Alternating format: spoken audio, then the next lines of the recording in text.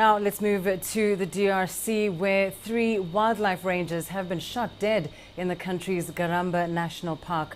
Poachers are being blamed. 2 other rangers were wounded in that attack. One of the rangers was found dead in the park. American Special Forces evacuated the other victims, but 2 later died of their injuries. 2 others are now being treated, and that includes the park manager.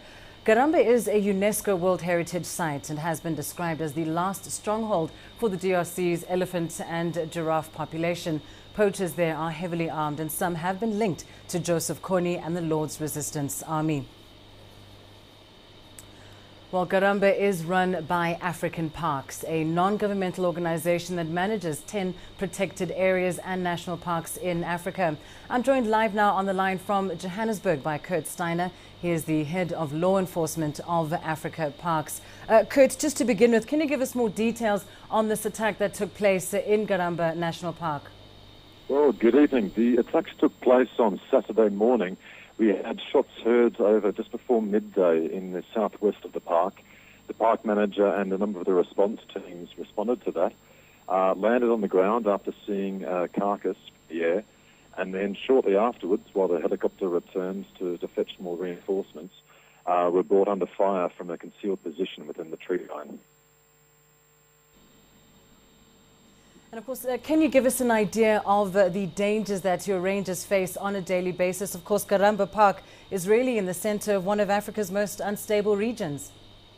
The dangers we face here come from a range of different forces. We have both the May militias running around the area. We have the Lord's Resistance Army, which is growing in strength in the area, and they're desperate for funds.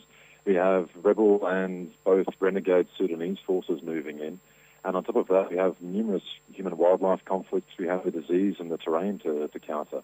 It's an incredibly dangerous area that the guys are actually doing quite well in coping with. And what are the chances now of being able to get a clear picture of what really happened, the suspects behind this particular incident, as far as an investigation is concerned? Well, when reinforcements returned to the area, we managed to suppress what fire there was. A few of the enemy managed to escape. What we have recovered, and there were a few casualties on the opposition side, we've recovered equipment, uniforms, ammunition, and looking at the forensic evidence of the area, they do seem to be South Sudanese militia. They've grown in number, they're moving more and more into the area, and just taking targets of opportunity. And we have small groups moving all throughout the area wherever they can, and the minute they see something, they take it, they hit it, and then they run.